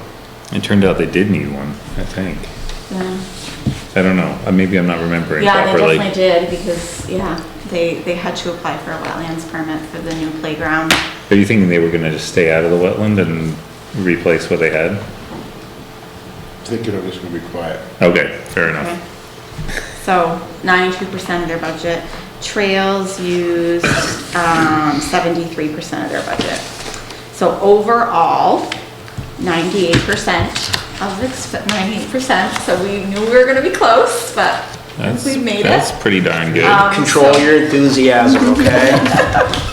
Yeah, so again, these are unaudited, but fairly accurate, Fairly I good would numbers, say. yeah. Yes, so yeah. So let's try to do it again next So I time. think we should be putting some money into the fund balance, and we'll know. And so the auditors have come, they were here the week of the 21st, and I would expect in January and February, we'll get our report, and yeah. Well, it's good, I mean, to me, it's good to come as close to, obviously as close to 100% as you can, and that just means that your budget was pretty true to life, that it was close to what you actually need to run the town. Yes. So overall, even though, we had some over and some under. So on page 7, we have 110,000 in the library, is the budgeted amount, roughly, Oh, I have to pull that up, you're right. I could've And pulled then up. in the library, you have broken out here, they have total expenditures of, what did I just see? 118,971.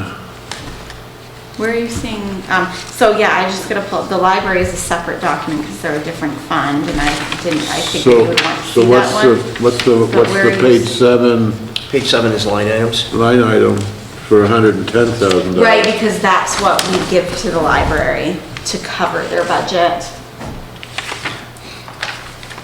Where's the other number, Danny? The end, page 2. And so when you go to the library, you'll see their revenue transfer in, 110,339. 110,39. Okay, Yeah. Yep. So in case I didn't know Where are you if you seeing wanted to that? see the library or not, but. Library's on, yeah, so, no, I see What page that is the now. library on? The last 2 pages. Last 2 pages, and I have it Where's up the here right transfer in? now.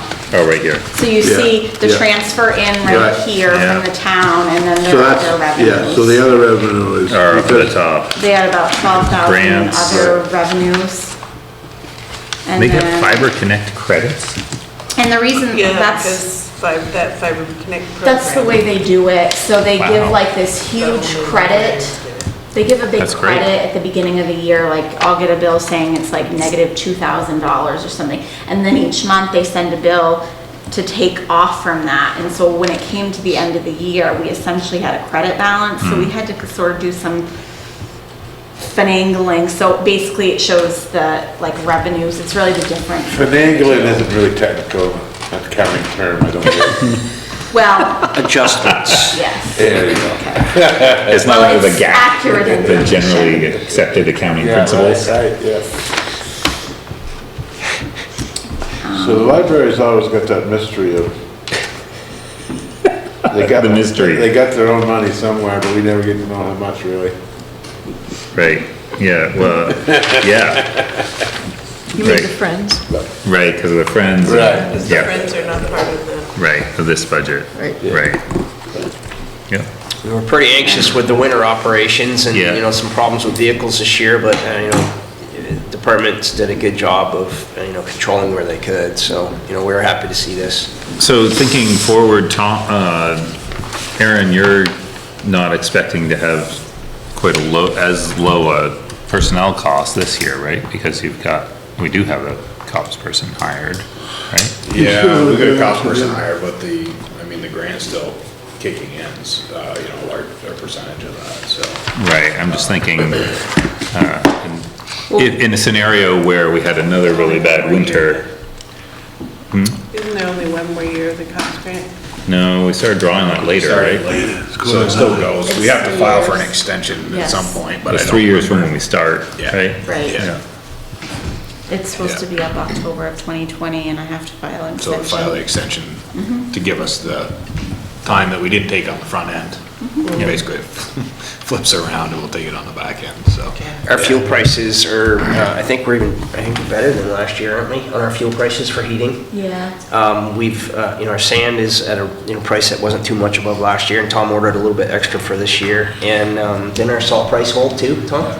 So our salt price held as well. So that won't be a big Couple surprise things this working year. in our favor this year, we're not seeing big jumps on those items for coming into winter operations. Yeah, heating oil and diesel fuel What are we've had less than with last our year. personnel costs is the personnel costs have been less than expected because we haven't had that extra.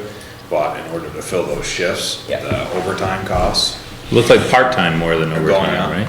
No, we didn't have much part-time. Oh. It was Well, down. and you did fiscal year 19 though, in the This beginning one. of 19. Oh, okay, On yeah, this- okay, But yeah. in the current fiscal year, you have hardly Yeah, any right yeah. now. Hardly any part-time, but you have overtime. It's overtime, right. Yeah, So yeah, it's just, yeah, yeah. Yeah.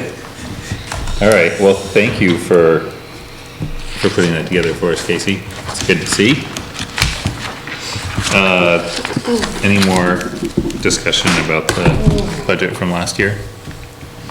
All right, next is discussion of the opioid litigation from Attorney General's office. This is the state Attorney General's office, and if the town wants to opt out, did everybody get a chance to review that? I didn't, Like it was $12,000 at play when I went in and looked at what our, right, we're like the, we don't opt out. correct. Which seems- Or maybe it's handled at a county level, depending on what they choose, I think, right? Oh, okay, maybe I didn't see that part. So we'd think- automatically be in it. Unless we opt out. Right. And is there, I didn't come across, I mean, I just read from the Attorney General's office and the information there and online, but I didn't see any compelling reason to opt out. Does, Unless we can do our own lawsuit or something. Yeah, well, who wants to do that? does staying in obligate us to pay a portion of the cost? No, Because it's No. that was clear in all of, yeah, no. I didn't get the memo. Oh, I went through everything today and you didn't get it? and it wasn't there. Huh. So that's why the question. Yeah, okay, fair enough. I don't know. Your work email? Pardon? Your select board email? Yeah. It went as an attachment, huh? I'll have to check that. Well, Sorry. so to answer your question, I did read it and they were quite It- clear. it doesn't Yeah. cost anything. Right, doesn't cost anything for us. Right. Right. I wouldn't expect much out of it, though. Right. Well, like Lucian said, they did a hypothetical and they broke it out and, it's like $2 a person or something, right?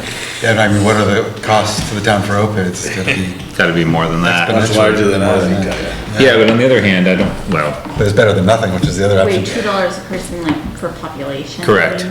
I just find it interesting that it has nothing to do with whether to opt in or opt out, but I find it interesting that the state has the money to waste time and energy and money on litigation, and rather than put it into enforcement and treatment.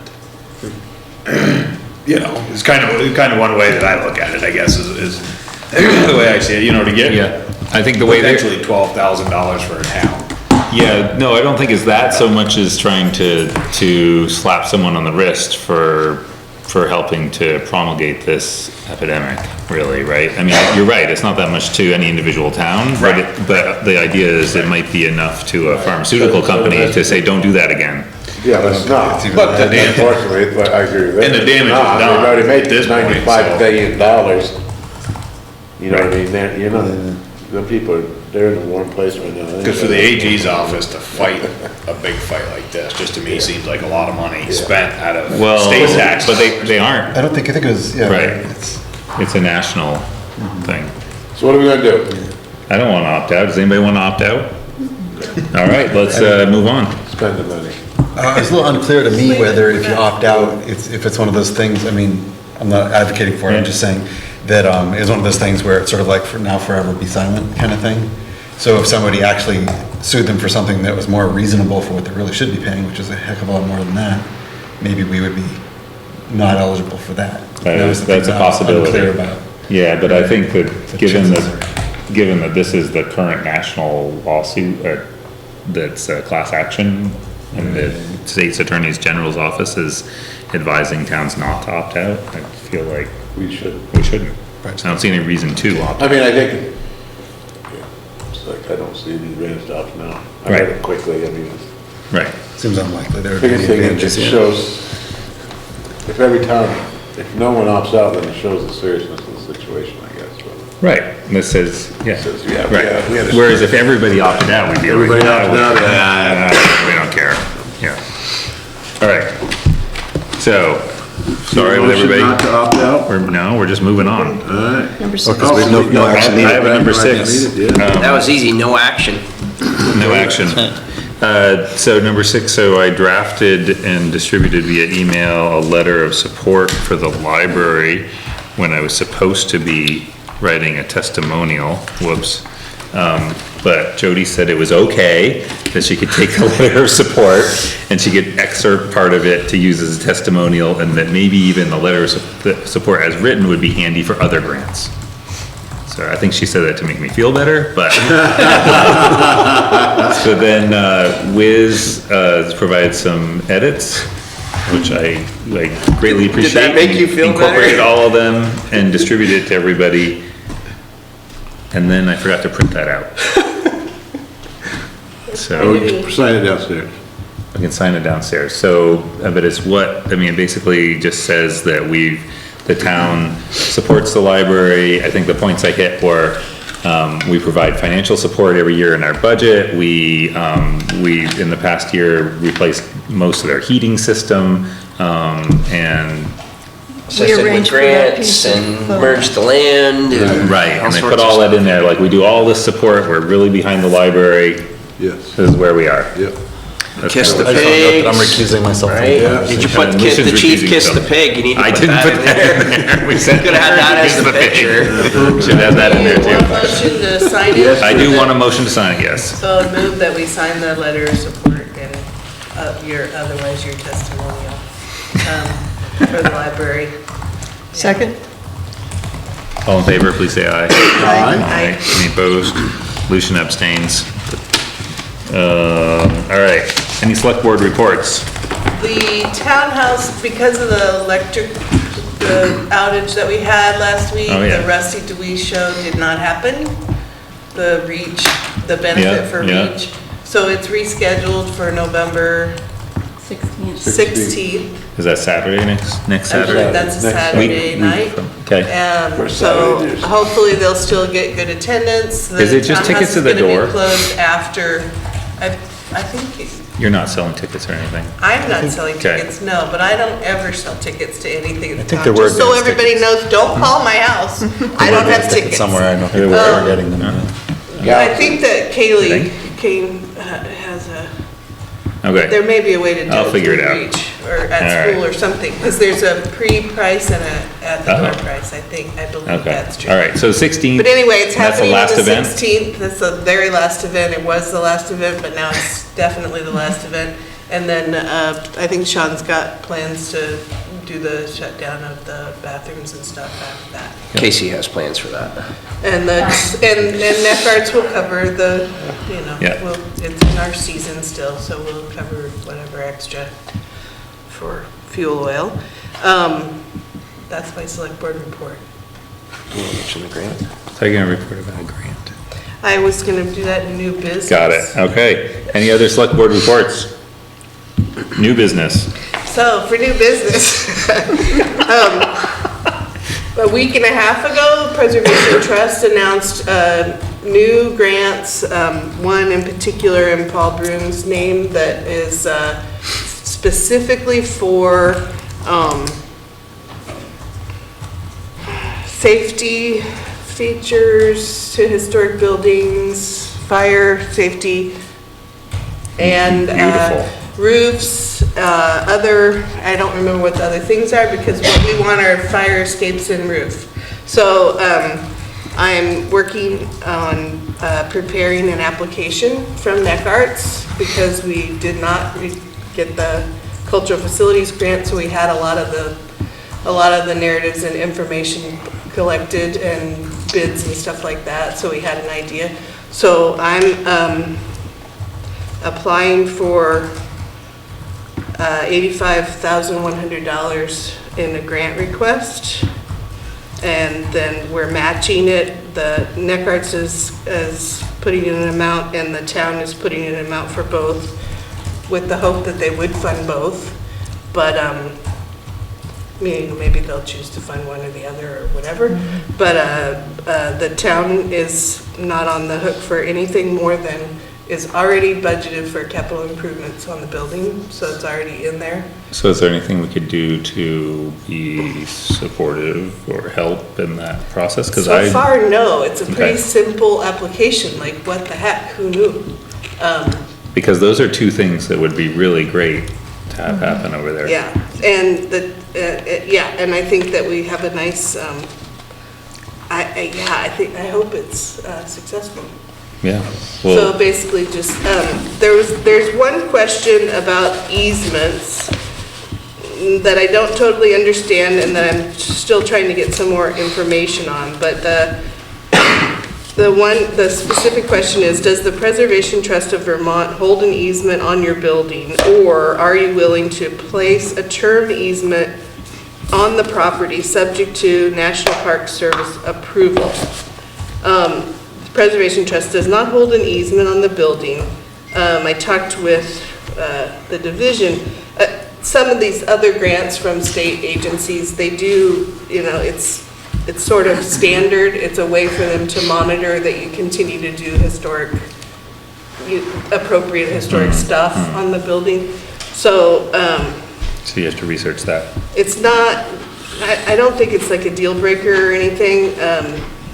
Apparently, like with the division grants, it's usually 5 years and not 15, but I don't know why. Right, a lot of grants that way, they want to make sure, like ITPs. They just want to monitor. You gotta have that. They don't want to give you the money and then have you like sell the building. Right. I think, so I don't think that's a big deal. Actually, the Yellow Barn thing's like that too. Like if EDA grants money for that, they're gonna put a 30-year lien or something. 20, 30-year lien on it. And it's not for money exactly. No. So I think, Power, that we actually do what we say we're gonna do. Oh, right. Select board would be comfortable then saying yes there. I mean, we would allow the easement. It's the intent to keep it the way it is. I can't say yes.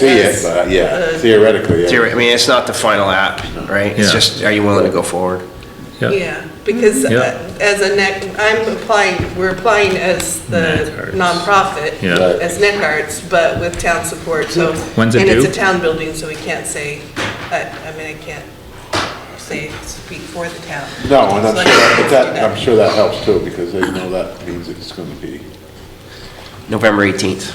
Right, we're not gonna sell it to town. The big question is whether or not this even applies when it's a municipal building. But, So you're gonna find that out and find out if you need us to say, yes, that's okay. yeah, but it's due on the 18th, so we're not gonna have another meeting in between time. That doesn't have to be in the form of a motion. I mean, we can just, if everybody's agreeable that we can go this route, we're not doing our final application. Right. I'm speaking because Sherry's done the legwork and I'm helping with the processing, sorry. I would not. I mean, that's pretty common with free money. They want to make sure you're doing what you say you're gonna do. For the term of whatever the investment was. So pretty standard. So. All right, carry on. Yeah, if anybody Is wants the to direction. see what I got so far, you're welcome to. I wanna see the money.